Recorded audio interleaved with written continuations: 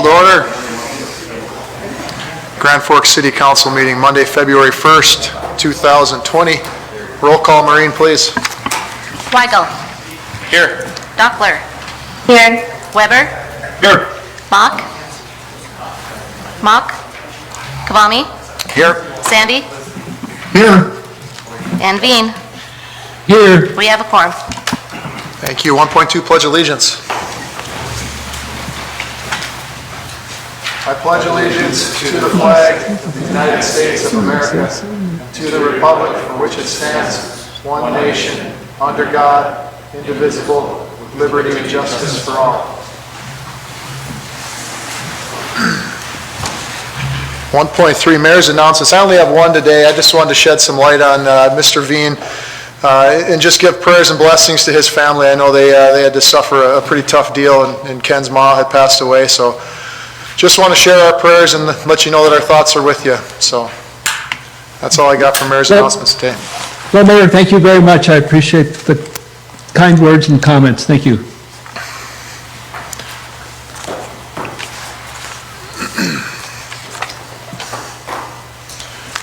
All right, 2, awards, presentations, appointments, and proclamations.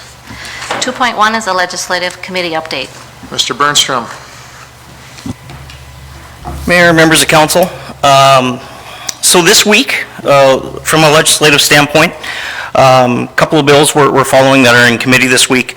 House Bill 1464 is an increase to the fuel tax for the state of North Dakota. We support that bill. We're not going to provide testimony at this point, but we do support the bill.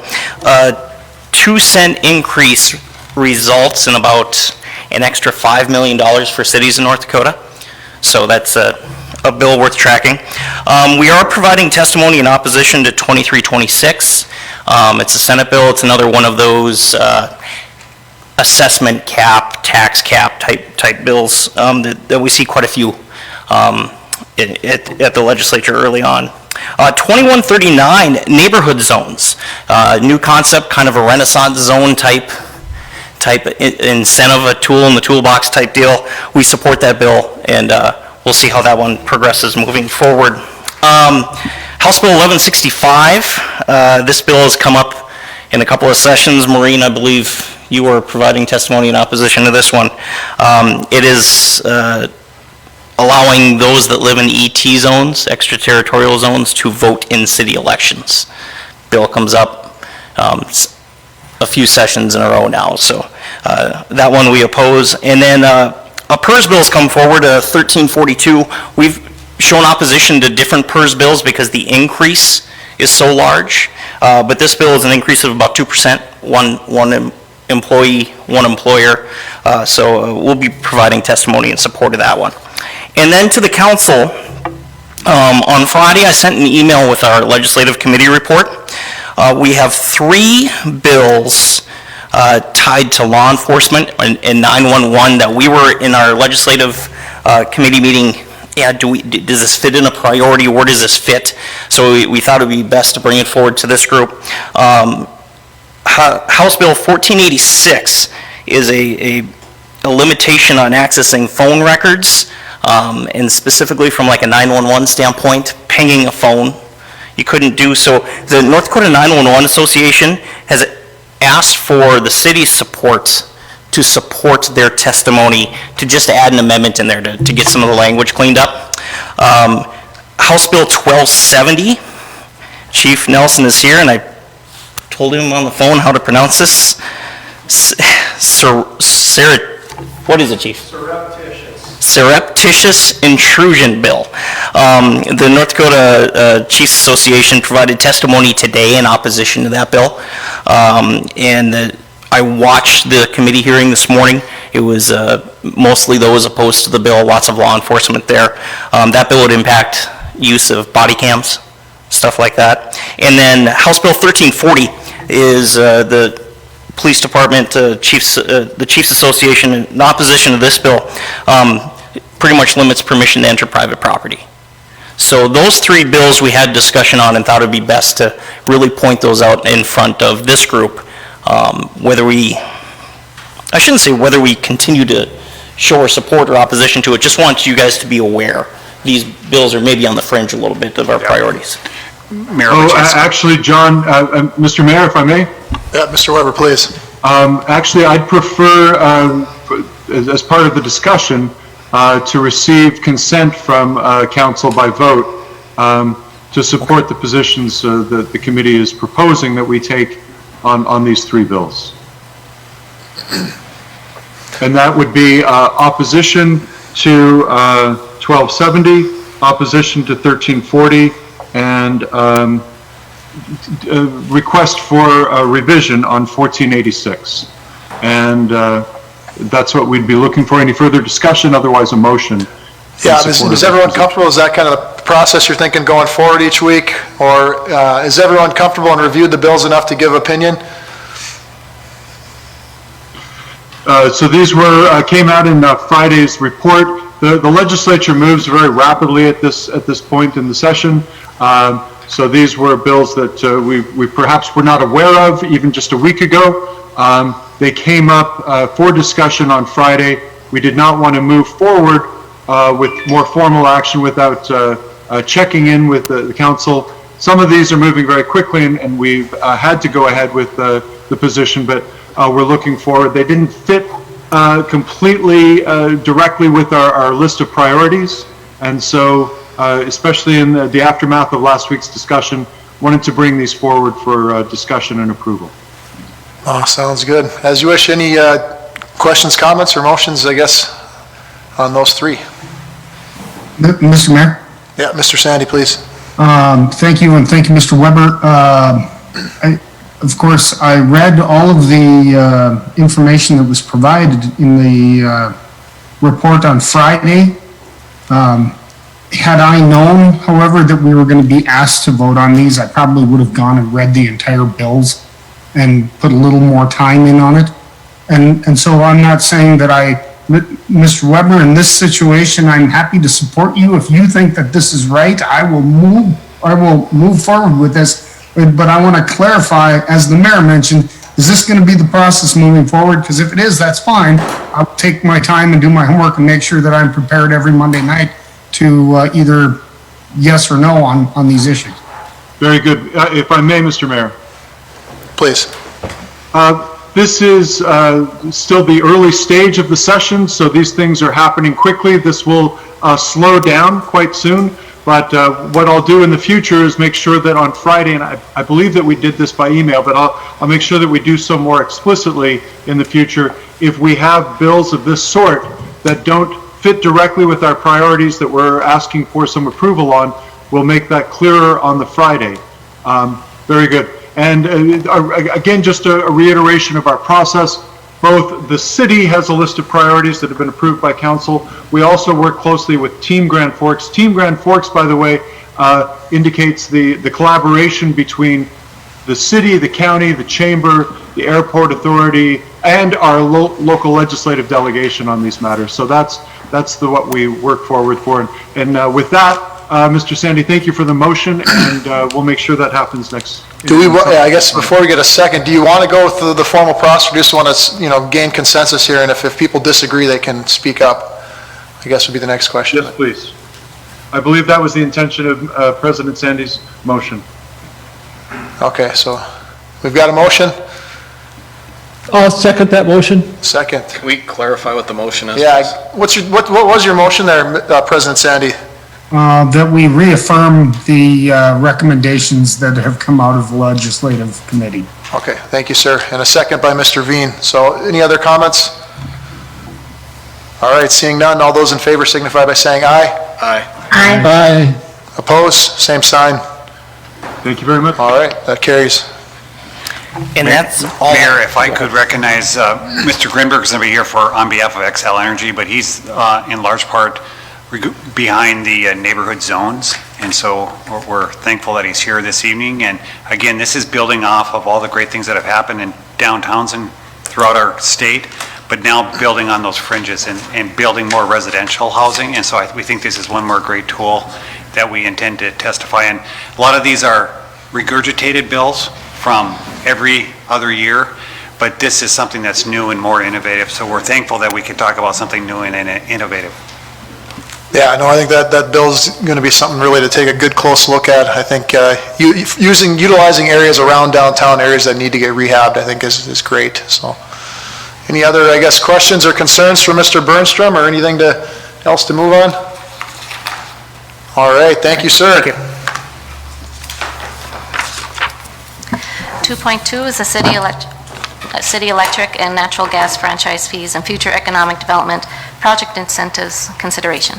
All right, Mr. Field, then we got Mr. Marshall, Mr. Grinberg, and Mr. Einerson also here tonight, so. We do. I'll let you We do. let you take it away. You know, what we're trying to do as mayor, as you and the city council, we want to be more aggressive on the economic community development front. So this is just one more area where we're trying to drive growth. And we're trying to drive growth in new industries that we haven't seen in Grand Forks. One would be more in the data center on the electrical side, and we're really trying to push projects on the value-added ag, which likely may be more in the natural gas perspective from an industrial perspective. So what we've been doing is we've been working with Minn Kota, NODAC on the rural electric side. We've been also working with Xcel Energy of how do we move the needle on some of these projects moving forward.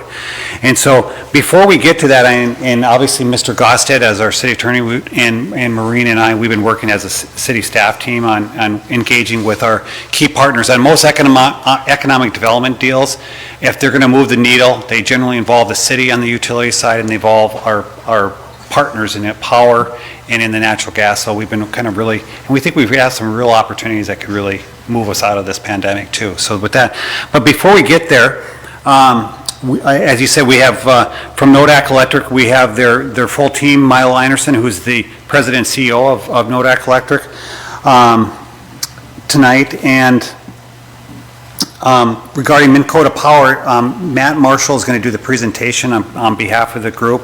And I also want to recognize Steve Breidenbach, who works on the engineering management side on NODAC Electric. So Minn Kota really works with NODAC to make these things work. And then we have on the more of the internal, the city side, we have Xcel Energy, so we're working with those folks. But before we get there, I want to introduce Mr. Tony Grinberg, and I want to introduce Mr. Sean Paschke. So for a long time, Judy Pockert was our point here in the city of Grand Forks. And then we also had the North Dakota representative being Mark Nisbet, and now we have had a transition. You know, Judy's no longer with us, and she served the community so well in so many places, and really was Xcel Energy in Grand Forks.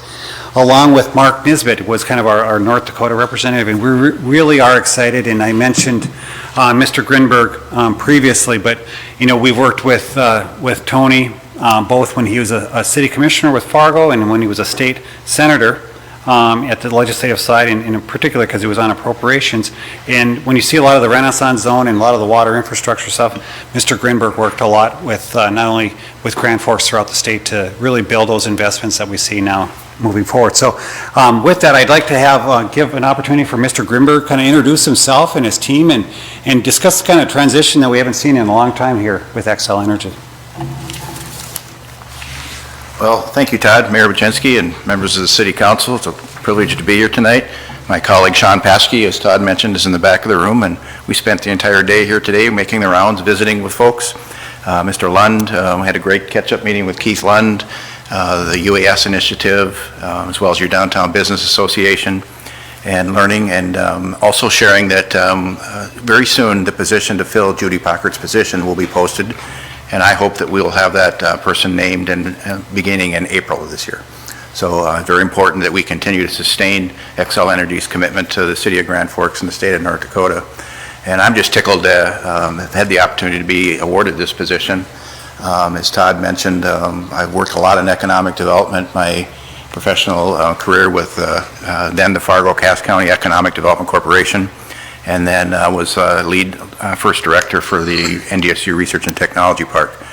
And so combining with my legislative experience, I kind of live and breathe economic development, so it's all about growth. We get that. And so I'm excited to be part of the team at Xcel, working with Sean and the new person we're going to hire here in Grand Forks, as well as work important initiatives for the city of Grand Forks as you move forward, making the community a better place to live, work, and raise a family. And so it's an exciting opportunity. And you mentioned the neighborhood zones. By all accounts, the Renaissance Zone legislation was a huge success across our state. And a lot of that work, you know, if I'm looking on the screen correctly, well, Mark Nisbet, I think, is listening and is going to chime in, but I want to turn it back over to Todd and Mark to say a few words. But when you talk about the commitment that Xcel Energy has made in its communities in the state, Mark's been in the middle of all that with his tenure. And I think it's important to recognize tonight that he is officially retired on January 15th, but he keeps the same cell phone number. I'm going to declare that. And I talk to him at least every other day. So with that, I'll turn it back to Todd. Mayor, I know, Mark, you were going to join us virtually, so hopefully we can get you up. And I think the other part is Mark's going to move nearby Grand Forks. He's got a farmstead in and around Grand Forks. We're not quite sure of the exact location, but that's probably good. But we're going to see more of Mark around the community. I suspect volunteering and doing other things. And Mark, we wanted to provide you an opportunity to say some words too. If you would mind going ahead, Mark. I'd be delighted to, Todd, and I agree. The great work that Judy Parker did over the last 35 years was outstanding, probably culminated by the Henry Havig Award. And I saw before we got started with the video that Xcel Energy has an ad on your pre-meeting set, so I think we'd thank Judy for that. That wasn't my doing, so it was fun to see that there. But Judy retired back in the middle of September with the virulence of the COVID. We really didn't do a lot to, we did an internal Zoom meeting with her, but I think Grand Forks knew what it had with Judy Parker. I'd also like to thank Grand Forks, is where I started my career. I started close to 40 years ago. I had a construction company of my own. I actually did the city sidewalks in Grand Forks one year, a couple of contracts out at the air base, but I had the ability to then go to work for Xcel Energy building Nordic Substation on Columbia Road at a time of large growth when that substation was needed, and I was just young enough to work through one of the coldest winters on record, and so it sort of put me in the right mode. But I have moved around the state, have worked in Minot and Fargo, as well as spending a fair amount of time in Bismarck, but my roots are in the Grand Forks area. I had the pleasure of being the Downtown Lions Club president before I left town, affiliated with the Y and the Wiseman's Club. And as far as UND goes, there are seven degrees within my immediate family that have originated at UND. So we're pretty proud of Grand Forks and the excitement. Tony and I share there's a lot of excitement in the community and the projects that are coming up. And I also want to point to our ability to work with Marshall and maybe have a strong relationship with the co-ops under this guise of can we bring bigger projects to the area if we're working together and working with the city. So as Todd said, I'm going to be close to Grand Forks, within 10 miles, and do my shopping there, and hopefully my sales tax dollars helped you almost keep up with last year. So I'm looking forward to my retirement and not being too inactive during it, and so appreciate the opportunity to visit with you tonight. Thank you, Mr. Nisbet. You must be a big spender if you're going to move the needle on sales tax. Well, that's it. I've had a lot of pent-up demand. I've had my first COVID shot now, so I feel like I can get out there and spend some dollars. Good. Well, if we can put a period on that part, and I know Mr. Grinberg and Mr. Paschke are going to do great, and we look forward to the new hire here in Grand Forks. And with all the infill development, we've got 4 projects we're going to approve, and those are all going to involve Xcel Energy and infill development, so it's an exciting time. So with that, we're going to transition to the franchise fee, and we have all 3 partners here this evening. But first, I'd like, we worked with Marine, and we do bring in franchise fee revenue into the general fund. And then Mr. Gosted has been really kind of helping us out, support. So maybe I'd ask Mr. Gosted just kind of put a bow around kind of what we do currently, and then I'm going to ask Mr. Marshall from Minn Kota Power to just give you the concept of what we're looking at. Really what we want to do is make sure you have your fingerprints, you feel comfortable, so when that we do bring back maybe some ordinance changes, that you feel like you're part of it and we get your insight sooner rather than later. So with that, Mr. Gosted. Mr. Mayor and council members, just so you understand what the franchise fee is set at, it's based upon gross revenues by both of the electrical entities, and it's It's a 2% amount of the gross revenues, and it really is a pass-through. It's similar to what I would think of as sales tax. That 2% gets applied to everybody's electrical charges that are used. So Excel and NODAC collect that 2% and then pay it back over to the city. The way it's set up is these are deemed to be ordinances, but they really become agreements between the entities. And what I'd envision is we do an amendment to these ordinances or agreements. It takes 2 readings. And it really does, and as I was looking at it, and I've done some work on it already, it becomes writing out a math problem is really what it becomes, because you have to define what the gross revenues are, and if you're going to do some sort of reduction as far as what the franchise fee is going to be, what that gets applied to, what the threshold would be when that reduction may apply, and how long the reduction. And all those things are still questions that are up in the air. But that's kind of the approach that I've been taking, is to look at the existing agreements, create some amendments to the existing agreement, not make wholesale changes, but amendments with respect to specific provisions within the franchise fee provisions within each of them, and then add some definitional language so that if somebody reads it, they'll be able to figure out how to apply the franchise fee going forward. I'd be happy to answer any questions that council members may have. And then, Mayor, I would ask now maybe Matt to kind of provide, he's got a handful of conceptual slides to go over, just to kind of provide some concept. Yeah, but I guess the broader picture here is just to try to set up a arena where we can draw really large users, and I think that's the important part here. So hopefully your PowerPoint will pull up.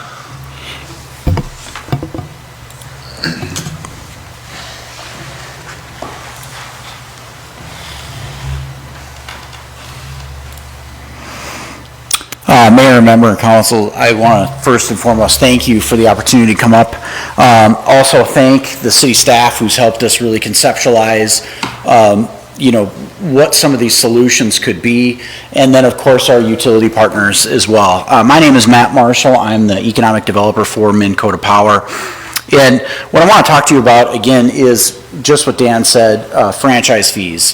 For us, they're a pass-through, but as we go out and pursue extraordinarily large loads and work with our community partners like the Greater Grand Forks EDC, we've gotten some feedback that sometimes franchise fees can be cumbersome, and they can make the area not as competitive as they could be. So what I'd like to do is first talk about the impacts. So what we're talking about are extraordinarily large users. And I'm going to go through and set out just exactly what we're talking about to give you more perspective on what that is. But what you'll see is that franchise fees are handled differently without every single community. For example, Grand Forks County has no franchise fees. So if you're a large user, what you'll see is that these impacts can force you to go, well, I guess I'll go a couple miles outside the border. And then not all large electrical users necessarily require the typical city infrastructure. So certainly some large users need large industrial grade water, industrial grade sewer, and so it's cost prohibitive for them to locate outside the city. But in some cases they don't need that. And we want to make sure that Grand Forks is just as attractive as there are other options. And then the third thing is that adjusting a franchise fee will just make it consistent with what you have for gas already. Right now you have an adjustment made for large users in gas. We're just looking for that same adjustment or a similar adjustment to be made on the electrical side as well. So what do other cities do? As I mentioned, Grand Forks County, they don't have franchise fees. And that's not unique to Grand Forks County. Most counties throughout the state don't have any. West Fargo and Fargo, they're exactly the same as what you are, 2% across the board. Minot, there are other cities that just issue a flat fee. So they pre-negotiate and they say, all right, Excel or whoever their cooperative is out there, here's a flat fee, you pay this, doesn't matter if you bring in 1,000 businesses or one. This is what it'll be. Mandan and Bismarck, they don't assess franchise fees at all. Minneapolis-St. Paul, flat fee again. Wahpeton has a 3% fee, but they cap it at $200 a month, no matter how big the user is. So my point is that it's all over the roadmap. There's not a standard that you see that's across the board. Cities are real free to just sort of negotiate with their utilities whatever they feel is best for them and their utility partners. So some different types of extraordinarily large users. Data centers, number one. You've heard about those, I'm sure, over the years. They're getting more and more popular. You're starting to see them land closer to North Dakota and in particular Grand Forks. You actually had one here for a short period of time before it burnt down. And then another possible extraordinarily large user is a giant value-added egg processing facilities or something of that nature. Sometimes those will leverage gas, but they may look at electrical too in the future. Not all of these types of large users, again, need that industrial grade water or sewer. In particular, you have some mobile units that are drawing an incredible amount of electrical use, and they can plop those things on the ground. They use air cooling, so basically they just need water for their employees. And so, going out into the county and avoiding that 2% is entirely plausible. So how big is big? When we talk about big, we're thinking about 20 megawatts or bigger. So, the average house is about 2 kW. 15 megawatts is 7,500 homes. And then when you start thinking about 100 megawatts, that's 50,000 homes. And so one user could potentially be the equivalent of 50,000 average homes, to give you some example of the size. Another good example is Grand Forks just built a brand new water treatment plant. Your brand new water treatment plant is 1.5 megawatts. Again, to get to 15, it's 10, and to get to 100, 66 of those. So really what we're talking about are these extraordinarily large users. We don't have any today. We're always actively out trying to get them, and we're trying to put Grand Forks in the best position to land one. So what does that impact look like? So what I did is, this is just a quick example. It's an average rate that's highly plausible for a large user. When you start picking apart rates, it depends on how much they use it. And so we just picked a standard one. But what you can see is that the franchise fee alone down in the 20 megawatt range is about $100,000 a year, a little over. And by the time you get to 100 megawatts, it's between $500,000 and $600,000 a year in impact. And though that is great for the city, and something that we don't try and discourage, you can see that if a business is planning for 10 years worth of operation or even 20, it turns into real numbers really fast. And suddenly, if they don't require some of those industrial grade infrastructure hookups, they can easily just go to another location and avoid those costs altogether. So some concepts we talked about is something that mirrors your gas adjustment. And again, these are just concepts. So what we're saying is, for the first 15 or 20 megawatts, you don't change anything. Those are, although 15 and 20 megawatts is still, or 15 megawatts is still an extraordinary user, like some of your biggest users in town, to get to 20 is really remarkable. So maybe you start there and call that the area where you would adjust down.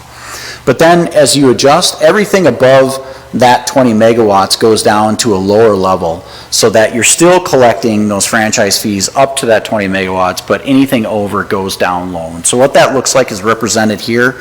The blue represents what your normal franchise fees, non-adjusted, would look like. And then the orange is what you would collect if you made that adjustment. Another concept we talk about is, maybe even ending it after 5 years. I will note that your gas adjustment does not end. It goes on in perpetuity. But to get started here, maybe you ramp it up after 5 years to get back to that 2%. I'm not sure in the end how that would all work out, but certainly some, concept to consider. And this just represents, sort of that approach where you'd have 5 years and then ramp it back up. Finally, why? Why, if I was a city taxpayer, do I care about this? Well, most importantly, the positive impact to city budgets that, lowers everyone's property taxes. And so having those users come in that we don't have today helps all of us. And that comes through franchise fees, but also the property taxes associated with not only the building of the facility, but there are some property tax implications revolved around any new infrastructure utilities have to build as well. And so it also diversifies the economy. We don't have major data centers right now. We're missing some of that presence. They generally come with high-paying jobs, and a lot of them.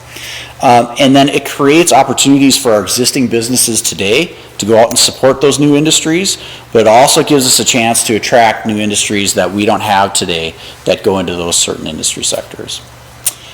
With that, those are the concepts that we were hoping you would consider. Ask questions and give us feedback as we work with city staff and our utility partners to try and craft something to bring back to you. So thank you again for your time, and I'm available for any questions. Any questions from council for Mr. Marshall?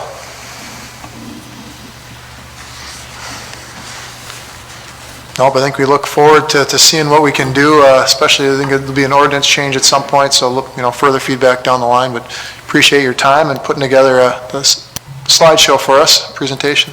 Absolutely, thank you very much. Thank you. Oh wait, come back, we got one question. Mr. Weigel.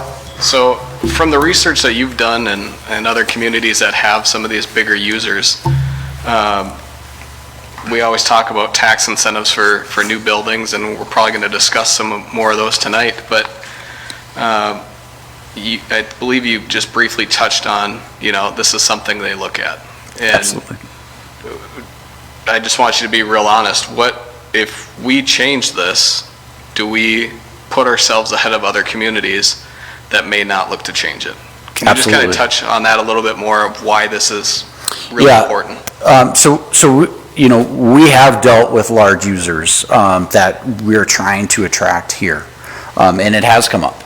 That's a component that they look at when they do their entire cost calculation and look at what it takes to operate somewhere, which is why it came up in the first place, and we reached out and said, would you ever consider an adjustment here?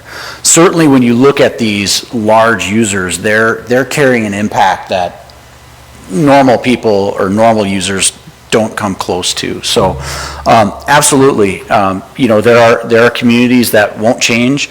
As you compete against other communities for these very large energy users, you will be more competitive than those who opt not to change. There are some that have none. I mean, we're not proposing that. So there are some out there that go extraordinarily far the other direction, but getting somewhere in the middle is helpful as we go out and pursue these. Mr. Kwame. Sparked another question. Do you know what our franchise fee totals were for 19 or 20 by any chance? I think Maureen's got that. Yeah, I'm going to phone a friend. Yeah, thank you. Yes, Mayor Bochinsky, Mr. Kwame, members of council. So, and this is actually part of my report tonight when I go through some numbers with you on the general fund. Those franchise fees do go into our general fund to help our main operating fund. The gas and electric together with Excel, you bring in about 1.2 million a year. Through NODAC, it's about 390,000. So that's about the average amount annually. Thank you. Yeah, important to note that this is essentially for new business, so none of those numbers would be going down from this program. Yeah. And I think Mayor Bochinsky, if we could almost think of like a tax incentive, we would do something similar, Councilmember Weigel, it would be a but for us doing this, this would move forward. And we're still getting, and also remember, our water plants, 1.5, we're talking something 10X or 20X, something that we don't nearly have in our community. So this is something so extraordinary. And even the revenue we drive, we're accepting less, but whatever we get is so much more than we could ever anticipate. So it would be structured that, so just so people would understand, the citizens, we're still gonna reap some benefits beyond the franchise fee. Absolutely. We're just taking less of it over time. Thank you. This seems like a great idea. Appreciate you looking at this. Appreciate it. All right, Mr. Phelan, do we have anything else on 2.2? No, other than saying thank you for our partners for being here. And I would say to the city council, we'll plan to bring it to a near-term committee of the whole and then to council based on, the feedback we've received this evening. Thank you. All right, moving on, 2.3. 2.3, COVID-19 update to include financial vaccination and a dashboard update. All right, I'll just speak quickly on this, and I think it's going to go back to Maureen on the financial update and then Debbie on the vaccination update. But definitely great news going from our thoughts of being 25% down on sales tax to almost end up flat on the year at only down less than 1% at 0.46. Of course, a lot of that money probably went to some retailers that are out of town, Amazons and the others, and not as much to some of our local businesses, but still a willingness to spend is out there. So that's great to see. On the Binex now, we're still doing the city's still doing the screenings, and we're going to rotate now. They still have the high performance ones every other Saturday, so we're going to rotate now, and the Saturdays that the high performance center isn't on, there'll be that same setup at the Grand Cities Mall, and it's free to get your rapid screening there. Other than that, the vaccine strategy, Debbie will have more on that, but we did open up to the 65 plus with 2 underlying conditions starting last Thursday. We've got the same one list, one number. It's been working really well. We've got a much larger allocation coming this week than we thought, almost 2,500 doses. So Debbie's got her work cut out for her this week, and Haley Brune on getting those out. A lot of people with really great positive feedback about the ease, how happy they were to get vaccinated, the ease, the speed over at the Alaris Center. So that was great to see. I'll give that COVID hotline number one more time if anyone doesn't have it, 701-780-6358. And then certainly if you have 75 plus or 65 plus with 2 underlying conditions, family members, anything you can do to help them out, get them in, want to keep building those numbers up. With that, why don't we kick it over to Maureen for the financial update. Well, I would point out we did have our lowest day with only one reported case today. I think that's the lowest it's been in about 6 months, so a lot of good news. Great. Thank you, Mayor Bochinsky, members of City Council. So tonight, what I will do is just give you a brief financial update for how 2020 went, as well as just a brief update on COVID expenses. First of all, you'll see in front of you just a snapshot of our general fund, just to give you an idea of how we did with our main operating fund. Keep in mind, please, that these are very preliminary numbers and in draft form, as entries may still need to be made here for the year. With that said, though, revenues did come in higher than expenditures on the year. You are going to notice on this one pager that we are over in comparison on both the revenue and expenditures as compared to adopted budget. This is much due to the amendments that we made throughout the year, primarily due to the COVID-related relief funds that we've received and expenditures related to that. The largest of these amendments, like I said, is the CARES relief. And if you go to the top of this one pager, will show you the revenue by category, followed by the expense. If you go about halfway down into your revenue section, you'll see other intergovernmental. That includes CARES relief funds of $7.23 million. So that inflates your numbers as compared to adopted budget, but budget amendments had been made. The other piece that's in this number here is $399,000 state grant funding to help offset the costs of the police and fire radios that were purchased, which on offset also increases your expenditures. If we were to take into consideration on the revenue side here, taking out the CARES relief funds and those state radio funds, you'd be approximately 101% budget. So very, very close to budget, all things considered. So I'm looking at revenue, just some areas to point out. We did perform very well with sales tax. That was not always the case that we thought we would come in this position at the end of the year. You may have noticed the article in the Herald yesterday and sent on a memo last week regarding our most recent collections in the month of January. We did hold pretty flat as compared to 2019 actual, just down slightly, as Mayor Buczynski said, just down 0.46% when looking at 2020 books to 2019. We did budget this area flat with the 2019 budget. You're going to notice that we're 107% of budget. That's because 2019 did come in better than budget, and therefore 2020 is better than budget.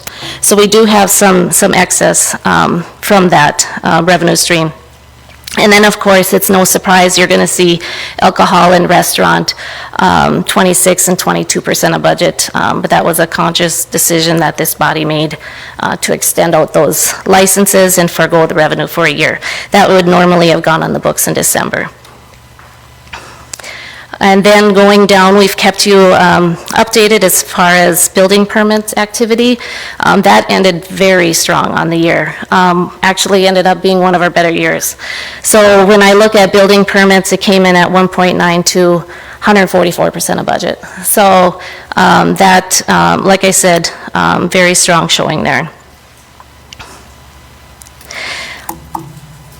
Looking at state aid, about halfway down in the revenue section there. We are a little bit short there, 88% of budget. When looking at 2019 actual to 2020 actual, that was down about 14%. So we'll continue to monitor that. And then parking fines, broken down by category, other fines and forfeitures. Some of the things that are bringing up interest in miscellaneous, we did have an unrealized gain that brings that up a bit. And then as well as, we don't talk a lot about this, but for our credit card usage, we can earn rebate dollars. So how that equated to in the 2020 calendar year is we got a rebate back earned of about $45,000. So that goes in there as well. And then you can go on down, we kind of highlighted already the franchise fees from the previous discussion. Very close to budget on the NODAC and Excel franchise fees. We're dropping a bit on the cable franchise fee. We've seen some decreases there the last few years. But then going down to expenditures, like I said, overall, lower than total revenue. Some things do bring up expenditures here that are COVID-related. We do, the money comes in here, we transfer it out. There's also some expenditures that were directly coded to the general fund. All in all, very, very close to where we want to be at the end of the year. All things considered, came out very well there. Just a quick update on the coronavirus relief funds. I just wanted to show this sheet that you've seen in the past. Not proposing any additional allocations at this time, but wanted to update you on the phase 4. As you can see toward the bottom of this spreadsheet, $689,949.38. That is the last allocation that we did just receive for December for law enforcement payroll, so that we have received now, bringing the total unallocated funds of $1.267 million. And then finally, some good news that Mr. Grasser shared with us recently from the DOT. There are some additional COVID relief funds. I've attached the letter that was sent here, and due to the Coronavirus Response and Relief Supplemental Appropriations Act, there's dollars that the DOT will be sharing with 12 major cities in North Dakota, and the next spreadsheet here will show those allocations. So you can see Grand Forks on the list there is slated to receive about $479,000. That can be used for routine preventative maintenance. It can be used for lost revenue. That lost revenue I haven't highlighted prior. what goes into, one of the major revenue sources that goes into our street infrastructure fund is from the gas tax. And that is down about just under 10%. So I just wanted to point that out, that that's an important revenue stream to us as well. But finally, just an update on our COVID tracking spreadsheet. Not much has changed here, just wanted to show you that I've added a column here for the DOT funds of the $479,000. And then also had just gotten news from Debbie Swanson that there are some additional FEMA funds that we may expect to receive for vaccinations and related expenses to that. So we don't have a lot of detail on that. I don't have a dollar amount to plug in at this time, but we'll keep you updated on that as we know more. With that, that covers my update unless there are any questions. I'll turn over to Debbie if there's none. I'll just say quickly, I think you and the finance team did a phenomenal job navigating this, and now just as you get these close out last year, you got to start working on next year, start working on 2022. So I'm just let you know how grateful we are for all your work this year. Is there any other questions or comments from council members? All right, thank you. All right, Ms. Swanson.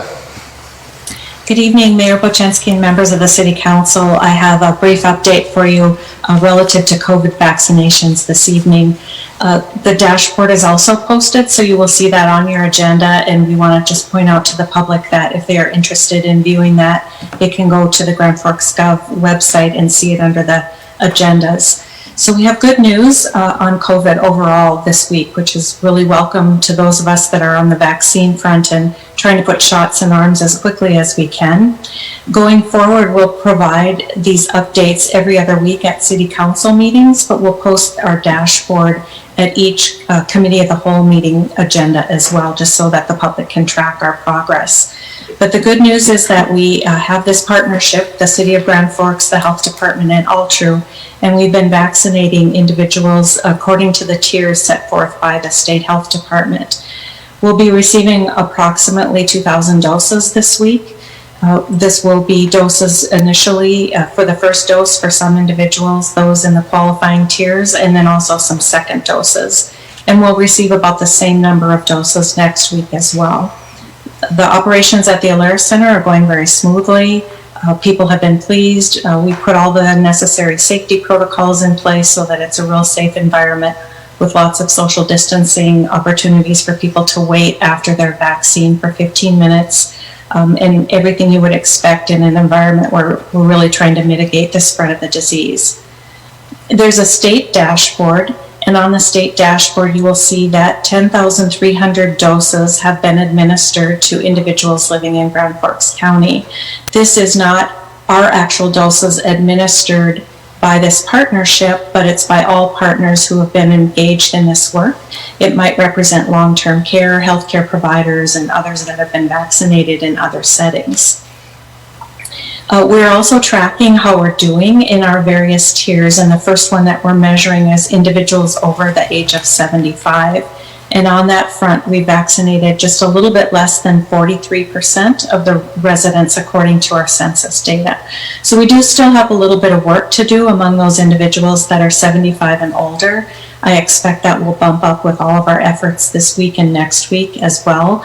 And then we'll also be doing some outreach to individuals that have indicated that they have a need to receive their vaccine in a home setting because they're homebound and not able to come to the Alaris Center. I'll just hand off to all of you the dashboard that's on your agenda. You'll see some additional information there, including Michael Dulitz's usual strengths, weaknesses, opportunities, and threats to right now. And as the mayor mentioned, we had only one case reported today, and it was a low testing day, but we also had very low % positivity. So that's a really positive thing that we like to see. And on the 5th slide, you will also see our quest to vaccination, which is kind of like our barometer to see how we're doing internally. And you can see on that slide that about 10% of the Grand Forks population has been vaccinated. Now you might have wondered how that is with 10,000 doses administered. That represents both first and second doses. So our quest to vaccinate 60% to get to our herd immunity, we still have about 55% to go when you consider how many people who have had the full 2-dose series. So feel free to go through those slides at your leisure. If you have questions, you can email me or you can contact Michael Dulitz from our data analytics team. And next week we'll provide another update as well as be available at the following city council meeting for a presentation. And I'll stand for any questions from the council now. Thank you, Council. Any questions or comments for Ms. Swanson? All right, thank you as usual. Get some sleep. I know you got a long day coming up on Wednesday, so thank you. And 2.4, Proclamation Freedom Week. All right. We've got Freedom Week, February 14th to the 20th. Whereas Sertoma International, a civic service organization, the motto of which is Service to Mankind, has adopted a Freedom Week program dedicated to the re-emphasis of the values and responsibilities of peoples in a free society. And whereas Sertoma International has promoted the distribution of copies of the Declaration of Independence throughout its entire membership of clubs. I'm going to breeze ahead here. Now, therefore, I, Brandon Bochinsky, Mayor of Grand Forks, North Dakota, hereby proclaim and designate February 14th to 20th as Freedom Week and urge citizens to support the objectives this week. Also wanted to note, February 1st kicks off Black History Month, so wanted to shed some light on that as well. All right, moving on to 3, public hearings and second readings of ordinances. 3.1, Public Hearing and Action for 2021 to 25 Renaissance Zone Plan Update. So the first one, we've all seen the chart. We just expanded. We took a few zones out, expanded a little bit down Gateway. I think everyone's seen that. That did go through and got unanimous approval by all the taxing entities.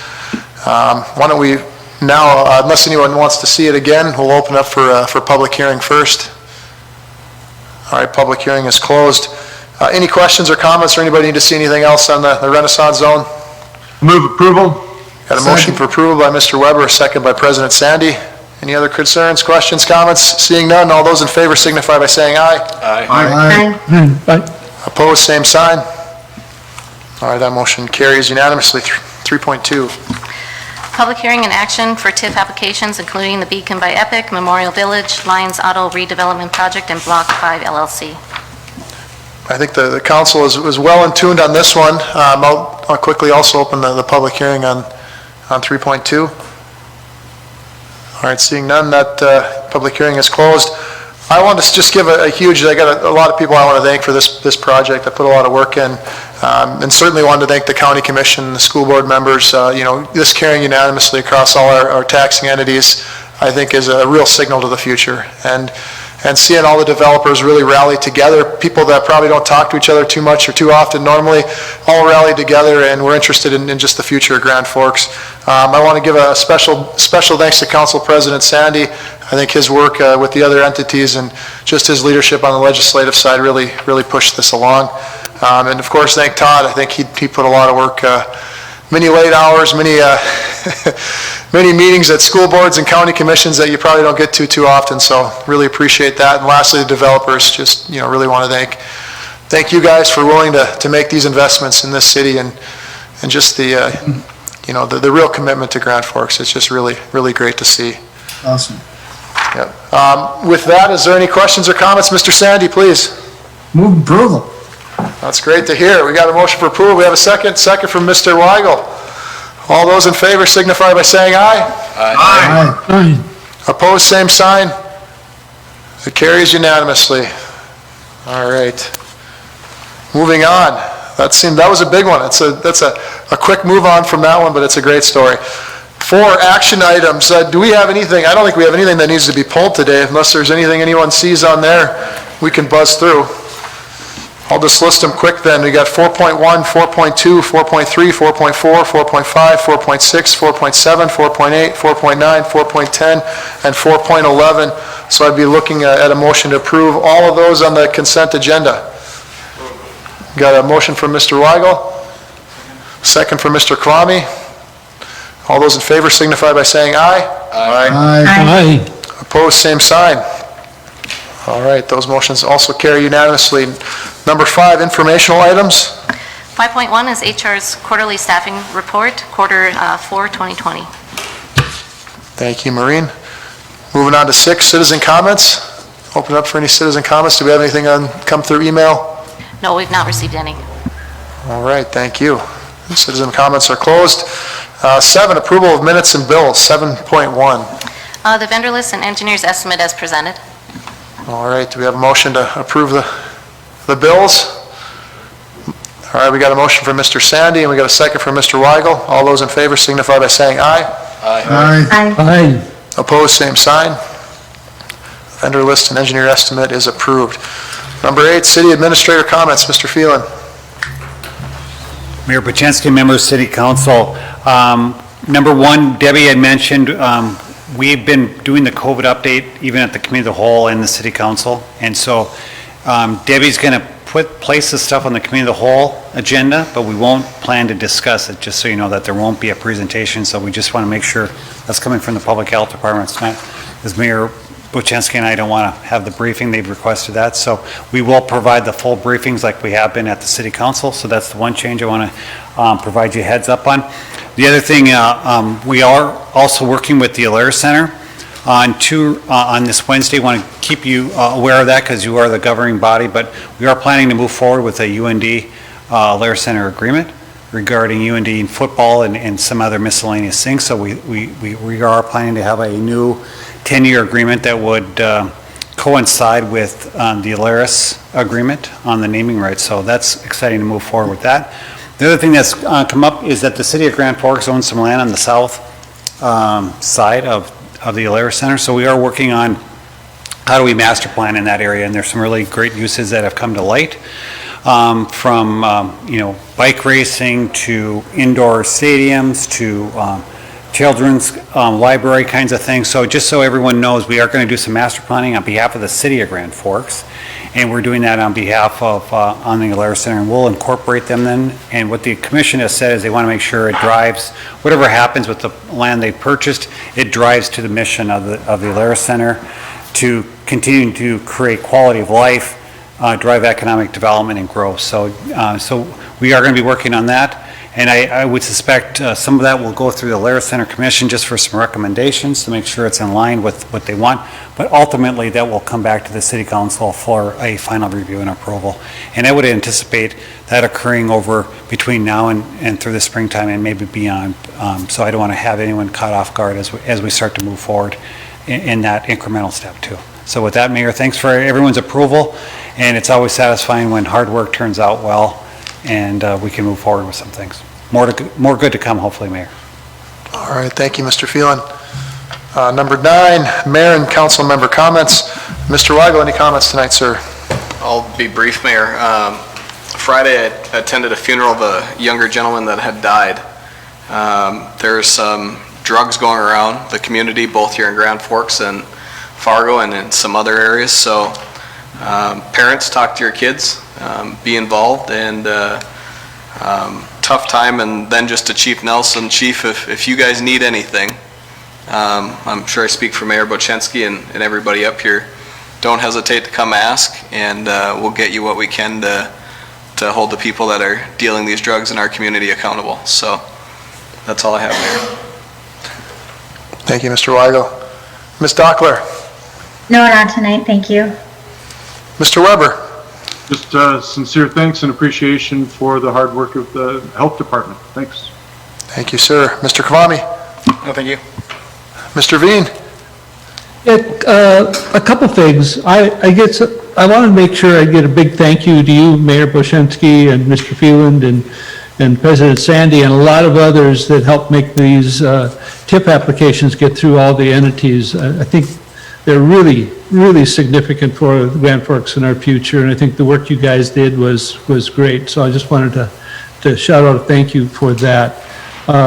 Also, just acknowledge what Mr. Phelan had talked about with the Alaris Commission and those events coming up. We're going to have a busy meeting on Wednesday, trying to address a number of those issues, and that's really super important too as we move forward.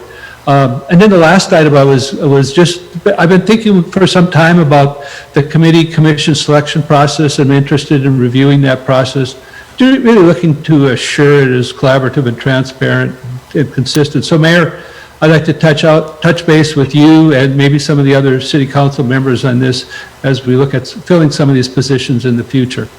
Just a heads up that that's something that we'll want to be working with you on. All right, thank you, Mr. Veen. Council President Sandy.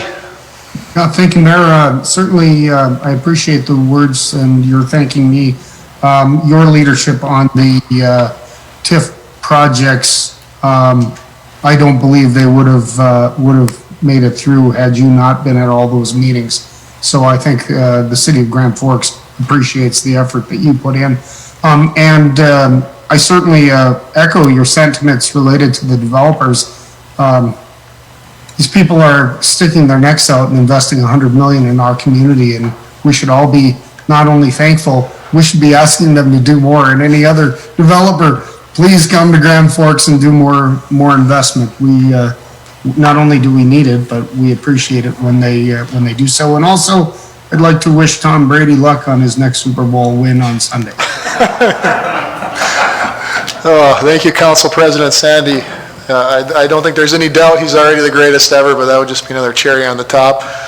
I don't have too much tonight. I'm just grateful we're moving in the right direction on the COVID front, and as a community, I feel like we're moving in the right direction on development, and the future looks bright for this community, and I'm just really excited. So we'll leave it with that tonight, and we'll move on to adjournment. Do we have a motion to adjourn? Mr. Wago motions, Mr. Sandy seconds. All those in favor signify by saying aye. Aye. Opposed, same sign. All right, we are adjourned. Thanks.